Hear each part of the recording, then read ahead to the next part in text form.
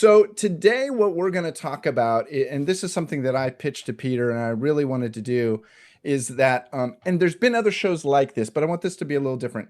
What we're talking about is the impact of COVID-19 on post-production. Everybody here uses Final Cut. That's part of the deal. It's okay if you use something else. We're all dealing with the same thing. And some people have been hit super hard. Some people have been more diversified in their professional strategy, and some people are finding really great solutions. And we're gonna talk with all of those representatives. So if this is something that has been affecting you, I'm sure it has, stick around. First of all, I want to introduce, I want to thank our sponsors. Ishai has a graphic for me, and I'm going to pin that, spotlight that. I want to first thank OWC, without which we would not all be here today. Tons of great stuff. Many people, I've been hearing this more and more, that like OWC is like the trusted person you go to. It's like having your perfect Mac nerd friend. Like, hey, what is a good hard drive? You go to OWC, you get those answers made. You get those questions answered. Also, I want to advance the slide. I want to thank iDustrial Revolution, Peter Bergen. Great plugins. Solves tons of problems. I was doing something just the other day, Peter. I had to go to one of your plugins. It was so simple to just drop on. It was a split screen thing I was doing. I was like, oh no, I should just use Peter's plugin. This will go quicker. So anyway, that's iDustrial Revolution, and you should be looking for that. You can find those on FX Factory. All right, so I'm going to turn off the spotlight, get back to the show, and so the question then is, oh no, I want to introduce the guest. Starting, let's do this. Rusty Earl. Rusty, say hi. Hey, how you doing? And you work, give me a sentence about where you work, what you do. Sure. So I work for the College of Education at Kansas State University as their video producer. Great. My friend Ishai Shapir. Ishai, what do you do? Hi, I'm a photographer, videographer, and just been around this industry for many years. That's what I do. There's so much more than that. Every conversation I have with you, I learn something more about what you do. Ben Consoli. Yes, I'm a producer and director. I own a production company called BC Media Productions here in Boston, and I host the Go Creative Show podcast. Everybody's heard Go Creative. Adam, a bit about yourself. Yeah, I'm a sort of producer, videographer, photographer, and I'm freelance now because I was at a college doing their marketing stuff, but now I've been laid off, so I'm just trying to do what I can. Tucker, you're going to have to introduce yourself. Welcome to the show.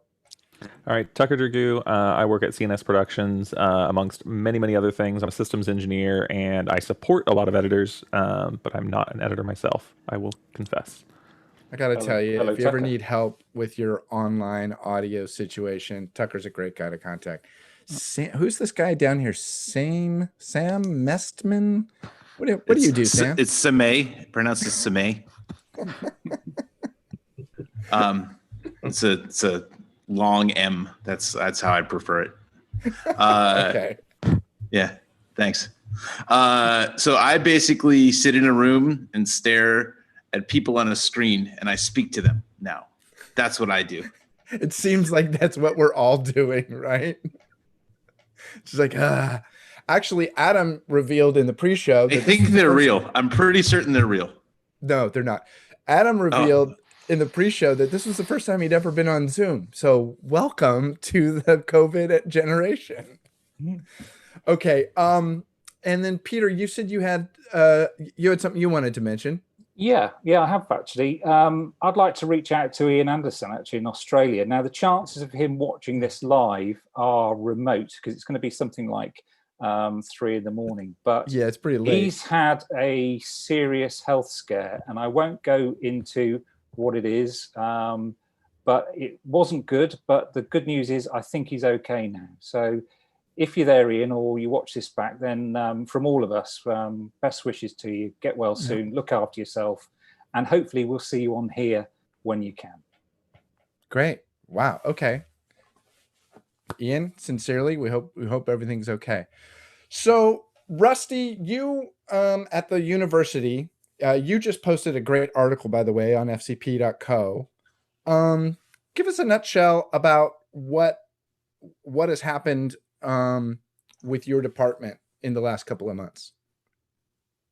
So in the article, we talked about how we had basically one day to get out. We've been talking for days about the possibility of us going home. And then our governor at the time said, we're going to make the call of kind of scaling back in stages. And it all kind of came at once where they're saying, okay, every non-essential worker go home. And so a lot of us were saying things like, well, I'm sort of with the IT, can't I stay? And so there was a lot of last minute bargaining, but we had basically 3 to 4 hours to pack up what we could to go home for what we thought would be 2 weeks. And then during that time, we had a lot of big productions that just kind of got stopped, or in this case, have stalled altogether. So it's been like a lot of people, it's been kind of scary, kind of unknowing, not sure how your job's going to last, if it lasts. And we've just been very fortunate that we've had enough stuff going forward that we're good for the foreseeable year, for the next year. Now, to be clear, you have a big training, a whole department of like a lab with a bunch of iMacs to teach the kids. And right now, obviously, that's dark, but you're still teaching, you're still training remotely, yeah? So for my part, we'll just say producing from this part, but so a lot of the content that we produce from our college, we support our professors. So if they're going to do online classes, if they want to generate stuff for like a Canvas or for Blackboard, we'll help them create that. But predominantly my work is producing documentaries and then producing educational content that goes out to K through 12 teachers across the state. So we were in the middle of 2 documentaries we were producing. One was going to be partly in New York, one down in Texas. And so that effectively got stopped. But because of what's been happening with COVID-19, we had pitched the idea, why don't we start documenting some of the things happening here locally? So that's part of what's kept us busy for the last couple of weeks. And then as professors have different projects going on, they'll reach out to us and say, could you help me produce this video for my upcoming online class? Ishai, on your story is a little different. We've been talking, keeping in touch. Obviously, I know that, and again, you do so much more than just a photographer, but in the high-end wedding video market, that pretty much came to a screeching start, yeah? Yeah, I'll share. I think I consider the COVID-19 like the big heart attack, and it just like everything stopped. Like somebody shut off the light. It's just amazing to see how in one day everything that it's lined up to do, it just cannot be done. It just like puts you in such a thinking, a moment that like the world is changing. And you need to soak it in and understand what's going on. So that was kind of the experience. It was very abrupt. It's like from 100 to 0. That's it. That's pretty much. And I have more to say about later on about. Yeah, it's interesting. I think that I was just thinking about those sort of end of the year cut down reels of 2020. What happened? I can't imagine what that video is going to be like this year. I mean, everybody has that moment that, like Rusty, you mentioned, we have one day, grab what you want. You're leaving the building. You don't know when you're coming back. You don't know if it's in a week or 2 weeks or what's it been now? 2 months, 2 months, something like that.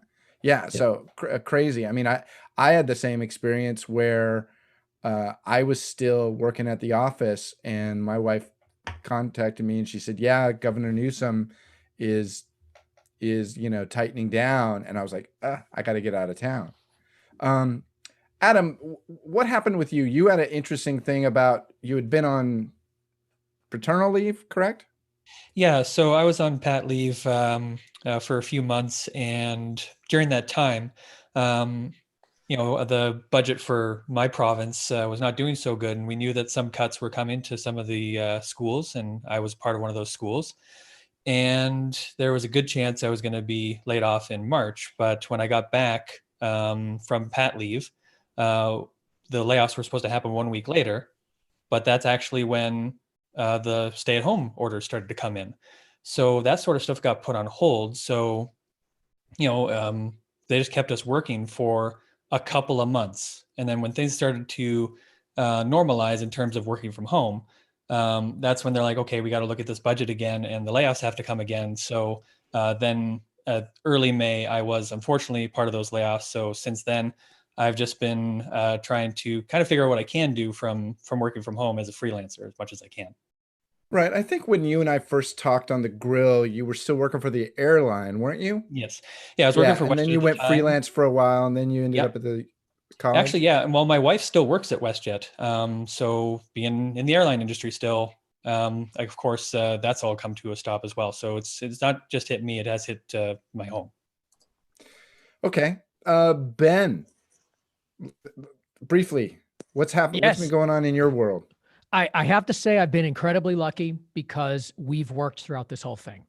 It has been the hustle of a lifetime, but we were able to make it work by transitioning to a remote production workflow and changing every shoot we had to be COVID compliant. Thankfully, media in Massachusetts is essential, so we could work. But I'm telling you, it was that hustle and that like feverish energy of when you first start up. It was that it's again. kind of like starting a new business, isn't it? Yes, it was. And it was a wild ride. I'm still on it, but so thankful that we've been able to stay afloat. Yeah. In a moment, we'll talk about some of the technology that you've been adopting. And to be fair, I mean, God, what was it now? Like 4 or 5 weeks ago that I was on your podcast and we talked about some workflows that we had implemented at Slice just to stay busy. Yeah. Yeah. Yeah. It was your workflow that kind of inspired me to be like, okay, things are happening. They're doing it over there at Slice. And it sort of evolved into, my work with OpenReel now, but like, yeah, I think what you're doing is fantastic. Ryan, when we talked a while back, joining us here, Ryan Welborn, coming in late. Thanks for joining. When we talked a while back, not a problem. You had an interesting take on what the lockdown, if you will, whatever you want to call it, meant for you. How has it affected the Ryan Welborn home? Right. Well, going back to I moved from Colorado to Georgia, and I was freaked out about keeping clients or having to get new work, because in Colorado, I was more of a seat filler. So I would just work from all different industries, editing, graphics. It was just whatever, making the rounds, get called in the morning because someone called in sick, and I've got 3 days of work. And so then I started to pivot my work more and more at home because I knew we'd be moving, and it took like 6 months to sell our place. So in that amount of time, I was able to convert a lot of my work to at home work. And then when I moved to Georgia, all my clients came with, and I still actually don't have, I've had a couple of Georgia jobs, but for the most part, it's all been Colorado, New York, California, like everywhere. But Right. So we kept getting more and more cord cut, more and more from home. And so then we decided to travel for like 8 months.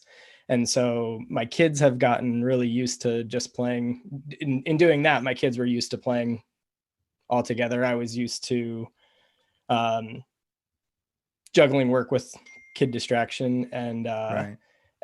But my main system's my laptop. I'm all SSD, really portable. You've made fun of me, like NIB. I always have my I'm always locked in my backpack, and I'm like, I might get a text. You can always find Ryan sitting in the back of a room like, I'm fixing a project. I mean, well, when you're like full freelance and you get a half an hour turnaround, and it's a half day billable, Like, yeah, but I have my lockdown- whole system with me. Right. But the lockdown, considering your kids are homeschooled, considering Sure. you work from home, it hasn't been the physicality of it.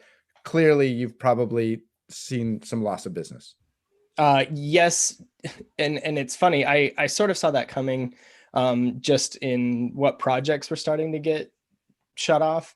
But the main reason I feel, and this may come across as arrogant, but like the main reason I lost work is because I'm a freelancer. Like, two of my main clients are just like, oh, we're freezing budgets because we don't know what's going on. So Right. we're not doing anything with contractors. I mean, a couple of them were even like, we're pausing payment for contractors for now. I mean, like, You mean pausing payment on work you'd already done? I have a third of an invoice that's still outstanding. Oh. And it's just like, how, but they're like friends too, you know? And so it's always like, Right. how's it going? I know it's weird that you keep getting emails from me on the first week of the month. Yeah. And it's always in the thread of that the Everybody's invoice friendly, was but with. nobody's your friend. Right. Because everyone's So like, Rusty, but, what are some of the solutions that you have done to continue working forward? So for us, and I wanted to say a shout out to Sam Messman here. Sam, last year you were hugely helpful for a couple of our documentaries. We had some workflow issues and you were a big champ on that. So thank you. Oh, well, my pleasure. Happy to help. That's what Sam does. He comes in the 11th hour, fixes everything, and then disappears. That's right. So maybe you guys are in the same boat, but like we all want a cinematic image. You get a nice camera, you get nice lenses, you want it to be shot the way you want it shot. And so I guess the short answer is we've adopted this idea that if we have to use Zoom interviews to help tell a story, then we'll do that. And so this last project, if you read the write-up we did, was basically we needed to interview a bunch of teachers from the safety of their homes. We weren't anticipating making a little documentary. We thought it'd be like a little 5-minute social media piece, and even that would be long. But we wanted to tell the story about these hardworking teachers who were teaching from home. This is Kansas, so we're typically on the, not always on the front side of technology, but luckily the school district had invested in one-to-one. So every kid had an iPad or a laptop. And so these teachers had basically the last 2 months of school to finish teaching our kids. And so we wanted to do a short story about them doing this incredible work. And so we basically said, all right, we'll try and help them set up some better lighting, get something mildly decent with their webcam. And we'll use that as our main interview bits and pieces to tell the story. On the other flip side, we've done this before for other projects, but it was kind of fun to give them instructions on how to film with their cell phones. I then sent them a link through Frame.io, and then everyone uploaded a bunch of video clips. And I was surprised because 2 of them, their husbands run like a YouTube channel, or they know someone who does videography. So if you saw the video, there's a bunch of little walking shots inside of the cafeteria where they're making the meals safely. And I got the stuff back. I'm like, who shot this? She says, I did. I'm pretty good. And so we got quite a bit of footage from the people. And so we had 2 days to go there, safely with no one around us. But by and large, the footage was submitted by our clients to tell the story. Interesting. Yeah, we had an instance just the other day where one of our clients, we were trying to do a remote interview, and this woman was clearly having some trouble. We had some really bad bandwidth, and she said, hold on, maybe it's my son downstairs. And we're asking like, oh, is he like maybe online gaming or something? And she goes, no, he might be working on his YouTube channel. Well, it turns out the kid has a full studio and a green screen and like nice mics. And we're like, hey, can you just record this thing for your mom for us so it looks good? And he's like, yeah, sure. And he ended up directing his mom. It was quite, I think it's a good tip. Ask, is there a child in the house with a YouTube channel? You never know what you might find. Yeah. One thing I'm going to throw out for you guys, I think, which may be in a way helpful, is if you can figure out how to get past like one step forward with some of this, there are new workflows that open up, and you can solve problems for companies and customers that they didn't even know that they had. So for instance, the biggest problem that every company is sort of facing right now is how do I market now at all? How do I cut through the clutter? And if you can kind of, one thing that we've been finding is that you can actually shoot and edit an entire documentary remotely, because we've had to do this with a bunch of kids in Compton that we've been teaching them how to shoot interviews for us by literally I've been on one of these where the director of the documentary interviewed me the other day, literally through Zoom. And he set himself up as the interviewer through the laptop over Zoom and was adjusting the framing with, the camera person to basically look at this via Zoom, said the framing was fine. And then I did the whole slate and all this stuff. So there's ways, this time is an opportunity to up your level from a skill set perspective and then go and sell how you solve those problems to other clients in new ways, because people desperately need this. The other thing too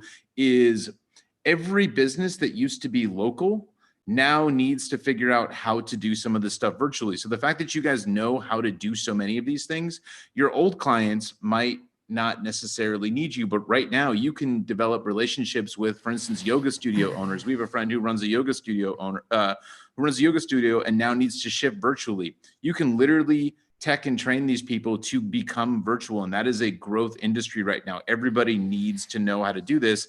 And you guys have that skill set. So anybody who's watching this, who knows how to convert a business owner into somebody who can now manage and set up and do all of this stuff remotely, that is a paying job for anybody who has a small business. So I'm just throwing that out as a just curious, Sam, the woman that was the people that were directing over Zoom, were they using the Zoom camera to look over the shoulder, so to speak, of the iPhone? Yeah, so iPhone locally? being recorded. We were recording via my iPhone. So using my iPhone 11 Pro to record my interview, and my laptop was turned around and the director was interviewing me via Zoom next to, the iPhone camera that's recorded, setting up in a iPhone. And this is a 4K interview that then got shot back to the editor, who was in California and I was in Philadelphia. And we're doing this with the kids who are in Compton, and we're doing all of this stuff remotely, and we're teaching them how to record their own interviews from wherever they are as if it was a real interview, and then it just shoots out. So you can now harvest footage that's usable if you do this in a coordinated way and have this go to a central location and do this around the world and be a director from anywhere. So I'm gonna, for argument's sake, I'm gonna call that a Zoom assisted double ender, because basically, kind of like in the podcast world, you'll have that person record their sound file and send it to you for post. Basically the same thing. Ishai. Yeah, I'm just going to zoom out for 1 second. We had the COVID-19 many times in the past. And for example, just to go for big junction in the past, when the internet started, was a COVID-19. People need to adapt to it. And when film moved to digital, I was at the photo show, and people was reluctant to move. We need this. We're never going to be the same. We don't have the resolution, and the people who did not want to innovate or embrace the new technology left behind and lost their job. And what's happening right now, we basically coming home, we opening the refrigerator, and we cannot make the same food we have. However, we have a bunch of ingredients in there that we can make a different dish. So for example, is we have a camera, and maybe we're not the best in audio, so you learn a little audio. And for example, I help a company to take all the lecture. They used to rent hotels and things like that, and they used to, people pay money for that. Then you move them to the cloud. They have something like Teachable.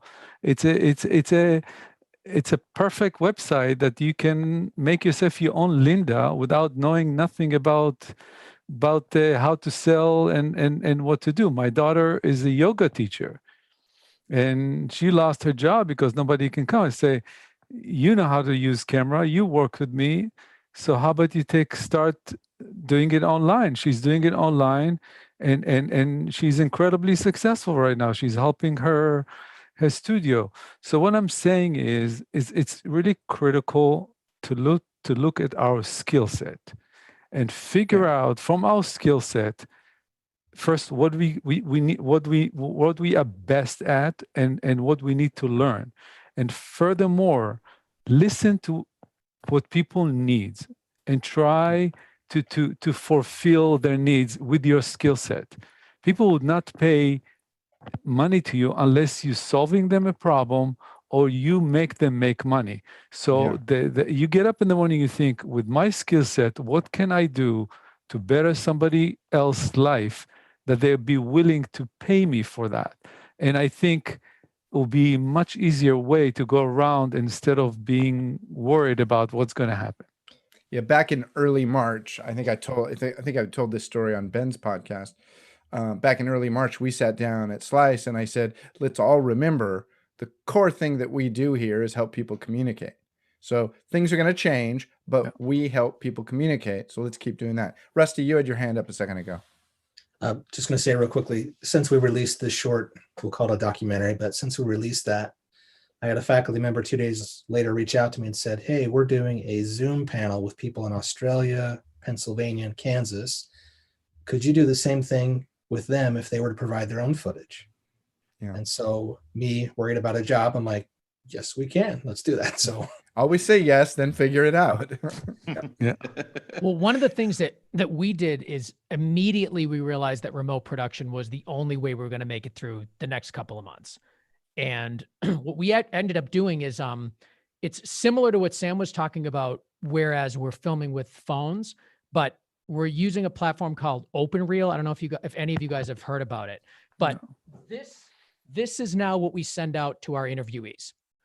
Phone, like a little man. A little man, microphone, 2 lights, a phone with OpenReel on it, or they can use their own phone. And they plop this thing down. We fire up OpenReel. And what the benefit to OpenReel is for us is that you can direct them through the phone. You see their performance. They can see you. You can give them a teleprompter script. You can give them direction. And the whole thing is done only with the phone. You're recording internally, so you get the 4K quality, like Sam was talking about with his solution. But the cool thing is that you can upload files directly to the cloud from the phone.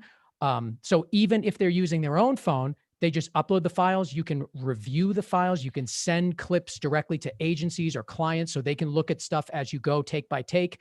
You are not relying on the internet connection like you are with Zoom. You're recording locally on the phone, and you're able to kind of like what Sam was doing, just a little bit more precise in that you actually get to look through the lens of the camera, correct? Yes, exactly. You have full control over the cameras, over the phone cameras functions, from color, temperature, ISO, exposure, and it's more than just shutter speed.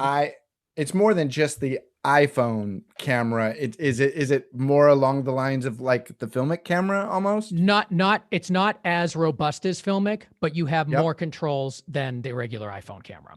And thank you, man. You just leveled me up. I appreciate that. This is why we do this. Like that program. Hey, wait. Can somebody write this down at 10:28 a.m. Pacific Standard Time?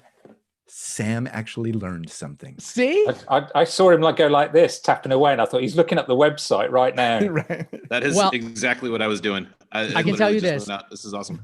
I'm obsessed with them, and their company is the reason that mine is alive right now.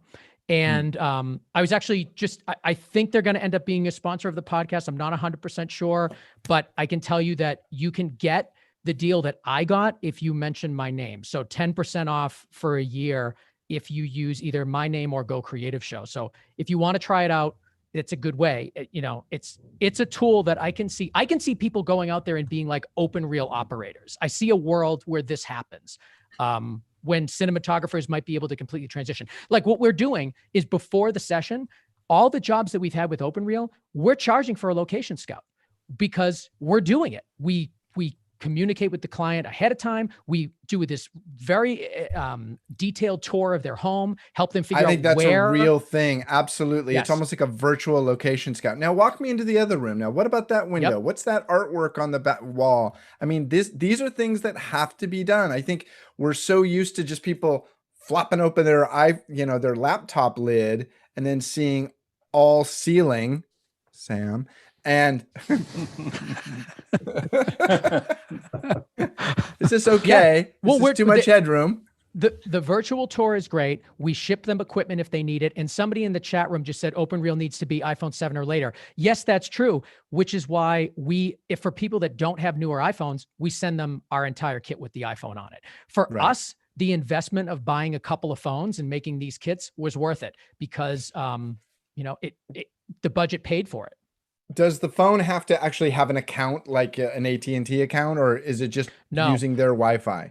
Just using their Wi-Fi. You can connect it to LTE if you want to, if you can't have wireless there. So if you're going to be in a place without wireless, you'd have to connect a service plan to it or use their phone. Again, not everybody, but a lot of people have iPhones or iPads that are relatively new.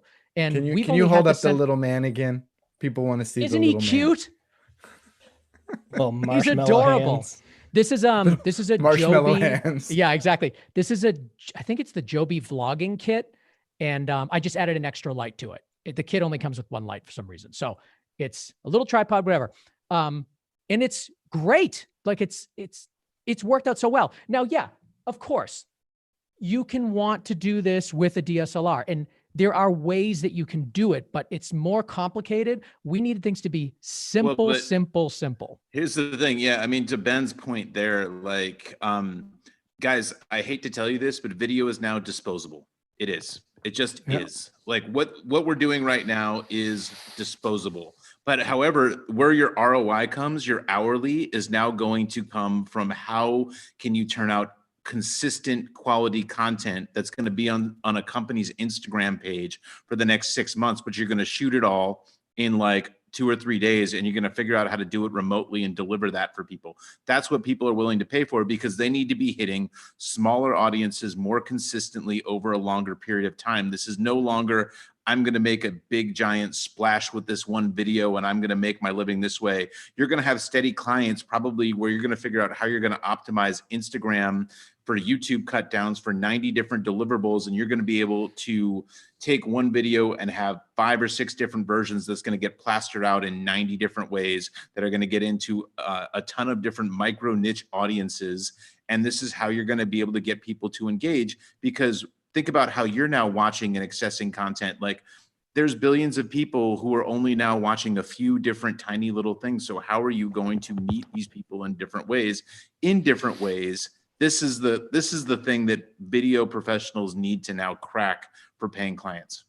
And I think another along those lines, one of the things that we have to do is we have to constantly be rethinking how we pitch things. I was on a call last week where we were, going to do some quick little 5-minute side-by-side interviews. And they were really concerned about getting information across accurately, but also briefly. And I pitched them a whole new idea. I said, why don't we, and I was borrowing from, I think what they call, help me out, Ishai, I think they call it a flipped learning. Let's use some principles of flipped learning. Let us pre-produce a 60-second animation in the beginning that tells the whole story quickly and accurately. And then we come to the interview, so that you're not trying to craft a casual, so tell me, Ishai, how does this work? And hope that he does it consistently and smoothly. Let's get that out of the way. Again, that's work, that's business that we get to produce for you. And then we go into a 4-minute conversation where they don't have to worry about the setup, if you will. But again, what we do is we help people communicate. How can we do that better? And what we're seeing with things like what Ben is talking about and Sam's workflow and some of the stuff that we've been doing, there's ways to do it. Is it 8K ProRes, RAW, HDR. No, not today. Peter, your hand was up. Here's a question for you. Do we think this is a watershed? Do we think that video production has changed and it's not going to go back? Are people happy now looking at Zoom quality or the frame rate or interviews through stuff like this? Do you think once the restrictions are lifted, it'll go back to being lovely, super pin sharp, 4K, 30, 60 frames a second? Or will this work because it does the job and it's cheap? I mean, that's I always think it's not really the end of the day, it's quality or anything, it's price. My thought on that, it does the job for the price. My thought on that is that they will live concurrently. I don't think it's a replacement. I think what we have today is going to get better and going to be its own thing. The idea, I think you're going to find a lot of celebrities just investing in at-home studios where they can just do remote shoots that are really high quality. There's no replacement though. There's no replacement for anybody who has an occasion to talk to 5 to 10 or 500 or 1,000 people, whether you're a C-level a management at a giant company or a B-level celebrity or an A-list music artist. See what I did there, CBA? Or an A-list music artist. You're gonna have to have, just like I have to know how to dress to walk into an executive's office if I'm going to meet with that person, you're going to have a way of presenting yourself in a way that sounds good and looks acceptable. It's not going to be an option. It's Absolutely. just not. The world is changing forever. People need to understand that. And I 100% agree with Ben. It's going to be a hybrid version in the future. And let's take, for example, let's take FMC. This is a company that used to go to NAB, fly everybody. Post-production world, flying everybody to NAB and coordinate hotel and everything.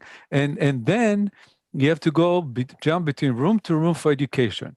So here is a company that embrace what's going on right now. And here's the benefit. You can go there and jump between class to class in 2 seconds. You don't have to say, excuse me, pardon me, go down, duck in front of the projector and go out and walk to the other room.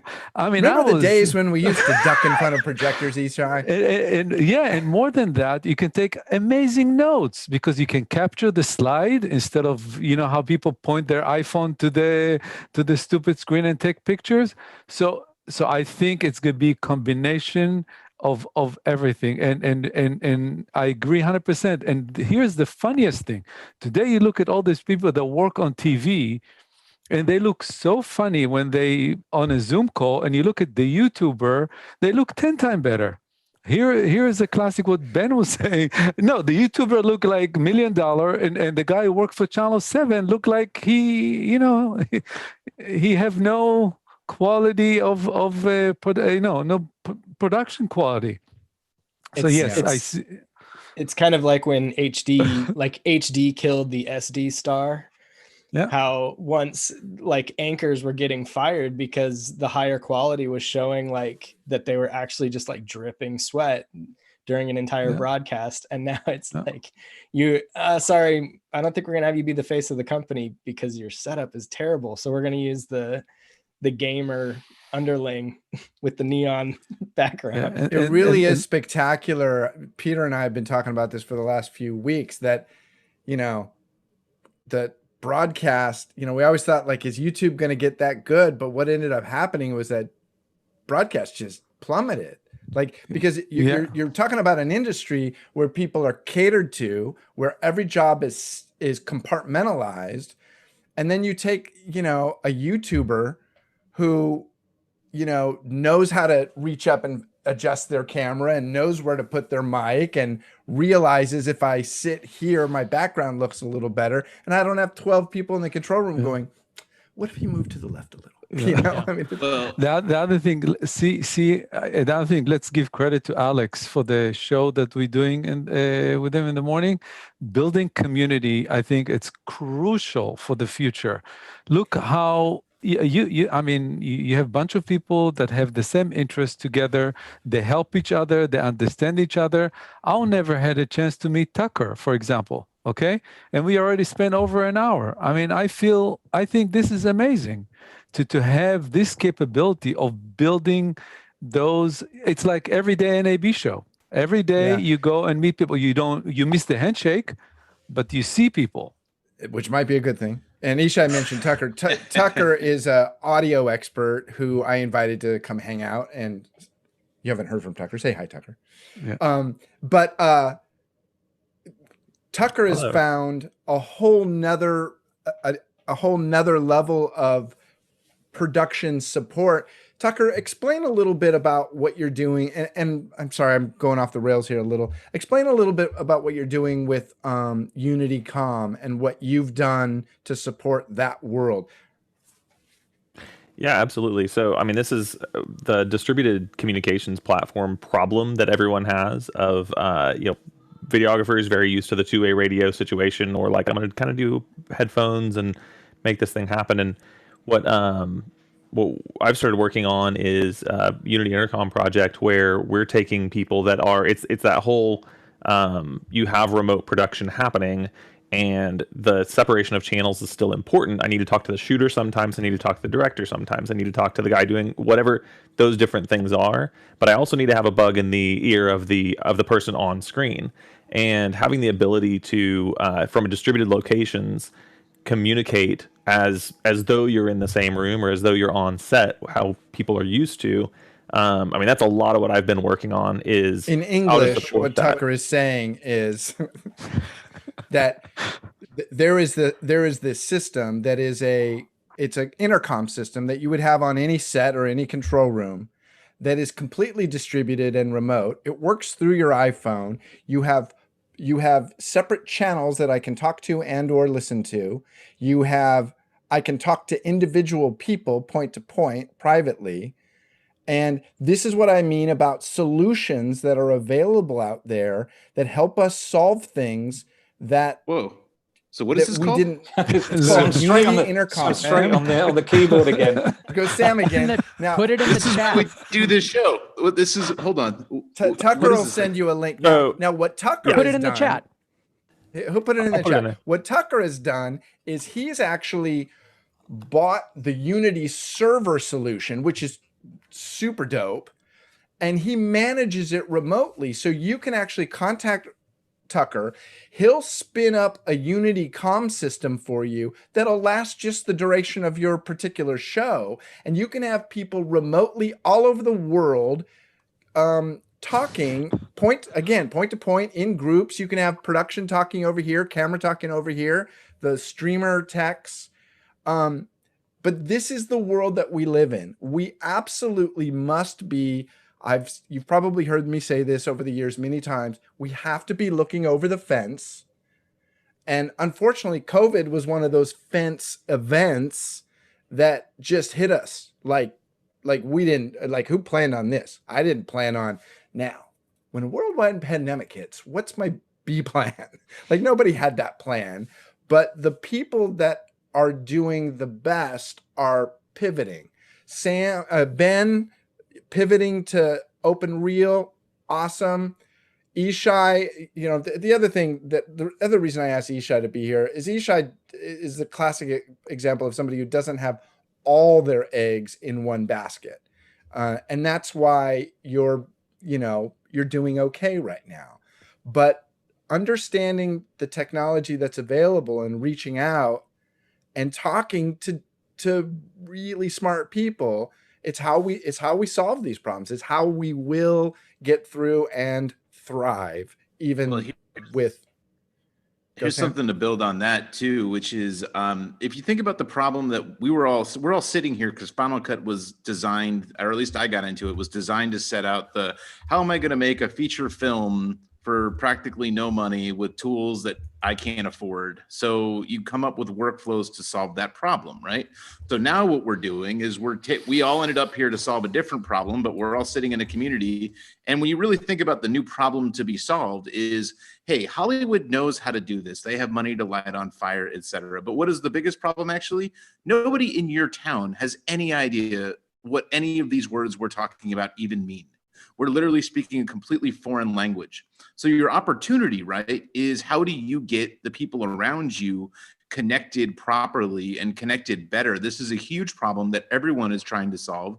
And most people maybe have a rudimentary knowledge of iMovie, right? So as far as we're concerned, we have a certain amount of information that other people do not have, right down to the fact that we have a lot of smart people on this call. I'm learning things. This is solving big problems for me. Is like, this is research for me. This is R&D. So think about how you can bring that to local businesses that have no concept of any of this stuff. There are so many problems to be solved that people are willing to pay for right now, as people need to graduate their businesses that were completely local now into a semi-digital hybrid ecosystem. This is not going back. So how do you adapt people to a social media marketing campaign when they were all live or digital? There are so many opportunities and problems. The video space is about to explode jobs-wise. Yeah. It's just not going to be the jobs that you're used to having. I just want to add one more thing. He is absolutely right, but it's a funny thing about the FinalCutProX. I was at the same day at the Super Meet at NAB show when they announced it, and everybody was in a shock. But then when the dust settled and everybody will start asking questions, so they say, oh, but it doesn't have a mixer. I said, but I have a metadata, but it doesn't have track. But I said, listen, I have metadata, but it doesn't have this. But I said, listen, I have a metadata, because and we don't have color grading. I said, dude, they have metadata, and people back then did not understand the potential. The metadata is a different paradigm of thinking, and it took so many years for people to understand. And I think we didn't see yet what FinalCutProX will be, but the fact that the whole foundation built in such a different vision and thinking, all the other NLEs, in my opinion, going to be behind when it comes to this particular part. And that's why sometimes embracing new thing and understanding the potential of the future, it's important. I agree with you 100%. And I was actually thinking, I'm like, is it too cheesy to say something like, that's why we let you in here, Ben, because we knew you would be agreeable.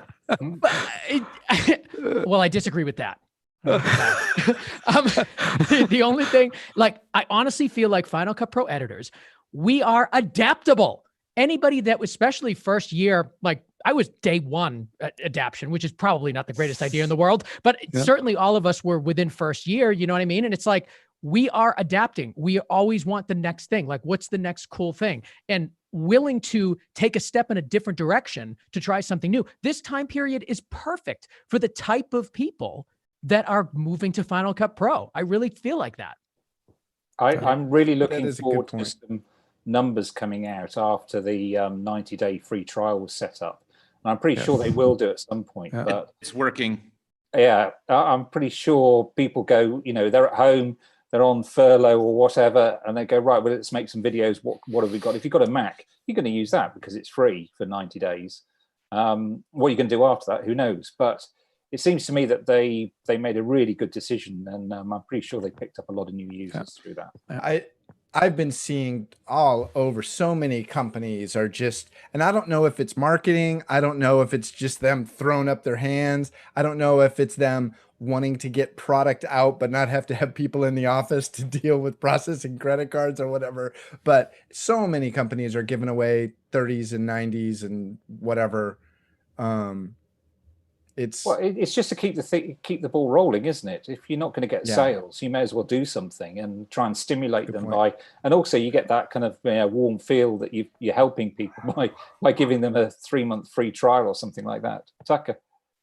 Yeah, people are going so much deeper, so much quicker right now. Like, so they're so fast looking at new thing and going, when you would give a 30-day trial before, people would pull up and go, okay, cool. And they'd look at it 4 times. They'd open the application 4 times in that 30 days. Right now, people are really relying on these products, and they're diving super deep and finding the problems and going, oh, okay, that, this, that. And I think that is super, super valuable.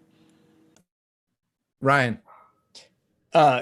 I was going to say, like, one of the reasons that I use Final Cut is because I'm bouncing back and forth, and I'm an island. Like, I'm a lot of times creative director, art director, whatever I have to be. And a lot of times it's solutions where I'm piecemealing stuff like stock footage, and then I have to build graphics and just do whatever I can, colorist, whatever. And so for me, Final Cut 10 like just works because I can do everything into there. And that was before I started doing plugin development, but it was like that. All these people are islands, whether they like to be or not. And so these, it's the industry standard. We've already got a workflow in place. It's like now when you have all of those bodies and then no one is connected in the same way, it's tough. And it doesn't really, like, it doesn't always matter how great your on paper cloud sharing structure is if you're just like not used to throwing something immediately to a graphics guy who's like sitting next to you. It's just not the same.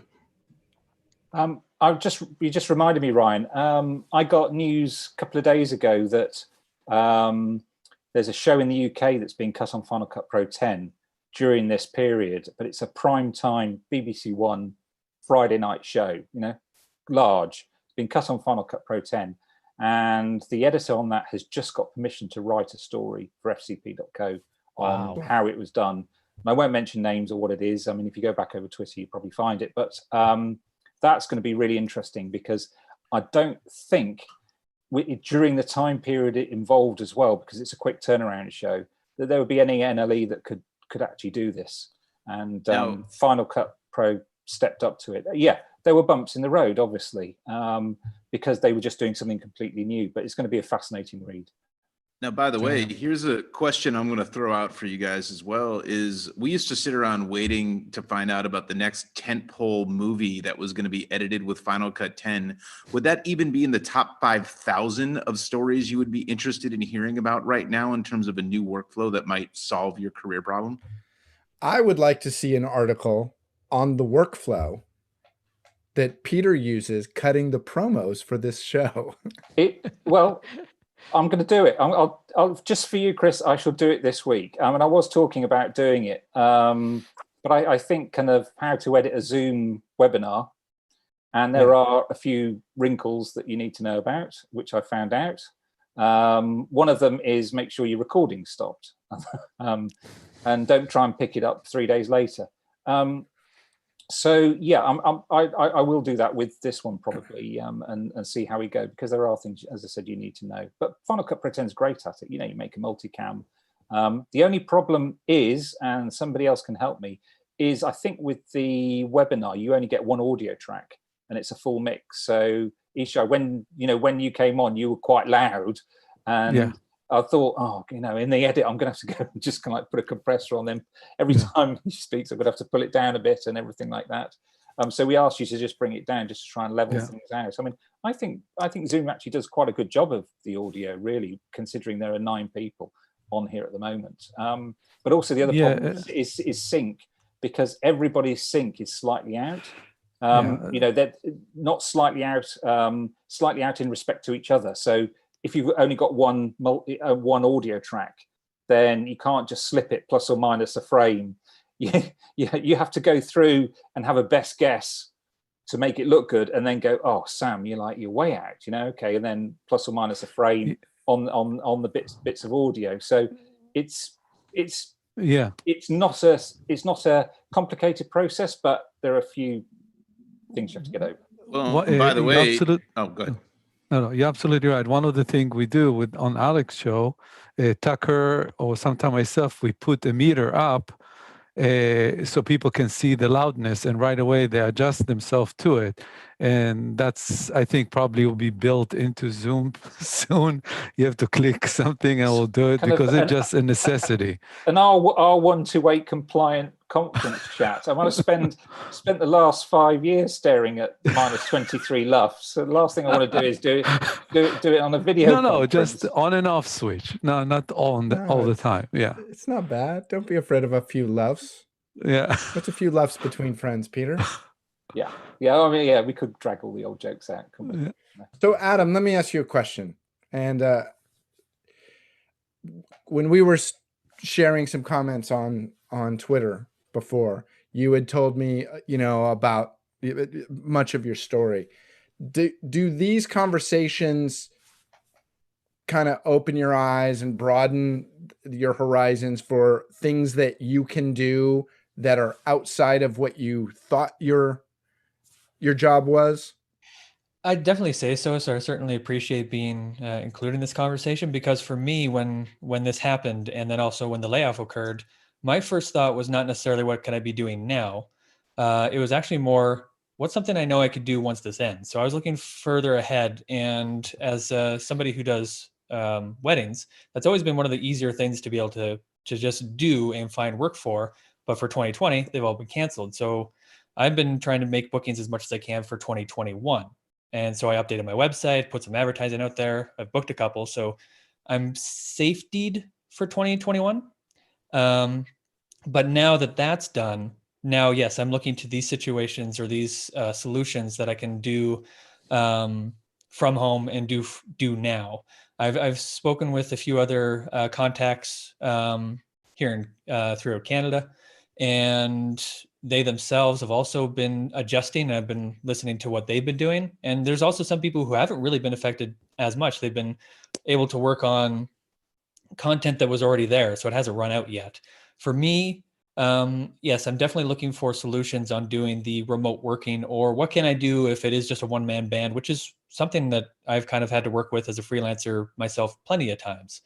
So what are the safety steps that I need to take in order to make sure I'm following those safety steps for myself, for my clients, and all this sort of stuff. So this remote work with the iPhone apps and stuff like that is great. But what else can I do with the kit that I already own? So this has definitely been a big help for that. Yeah. Rusty, final words. Just wanted to throw this out there. I've looked at doing stock footage for years. Every time you crack it open, start looking at, boy, all the metadata you'd have to supply. It's just been kind of a turnoff. So a couple of years ago, I put some stuff on, I think it was Pond 5. A year later, 2 things sold, and I'm like, well, I guess it was worth the 20 hours I put into that.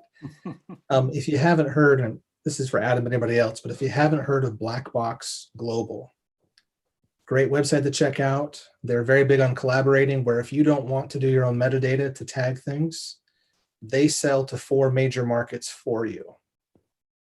So if you've got a bunch of stock footage, and this could be for anybody here, you can basically put it out there, upload it through a like FileZilla, and you can collaborate with somebody where instead of paying them money, they can get a small share or whatever share you want of your footage. So yesterday, I finally exported 100 total clips. I thought this stuff is good enough. I think I could sell that. And I was collaborating with a guy in New York who's a colorist who's out of work. And his thing is, I will make your stuff look like $1 million, and I will just take a share of your stock. Talked to 3 people where I just said, hey, I'm willing to put so much of a percentage, and I put it quite a bit higher than other people were before, but I said, hey, I'll do a 30% share if you can be my metadata specialist. And in 1 hour, I had 3 people who had done metadata for like 10,000 clips on average each.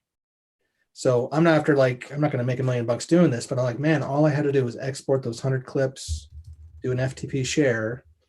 And these people, they're doing this passive income where it's a small side gig, but it's stuff you already have. Mm-hmm. So, yeah, and actually, if I can really quickly also say the same thing for a local stock company that you may have heard of, Dissolve.com. They have what they call their white glove program, where you'll send them a hard drive, which is easy for me because they're local. But they'll do all the metadata tagging for you. As long as it's finished and ready to go, then they just take care of that. And then let you know when it's ready. And I've used it. But that's another thing that I was looking at was just finding some of my footage that could be used for stock. One of those things that you're like, well, when should I get around Let's to not that? forget the Now's the time. opportunities that we have during this time to shoot COVID related stock footage. There's going to be stories about this for years. You know, people in masks, empty roads, et cetera, et cetera. Hey, we should wrap this up. I want to say to the YouTube people, there's a bunch of you over there. I just posted a link. We're going to kill the YouTube feed, but we're just going to chat for a little bit extra. If you want to come and join us in the attendee room, the Q&A works here, and we're not even looking at the. Okay, we'll deal with that in the after show. But Ishai, if you can bring up those graphics, I want to thank once again OWC for making all this happen. Awesome. Peter, they're going to be on the show soon, right?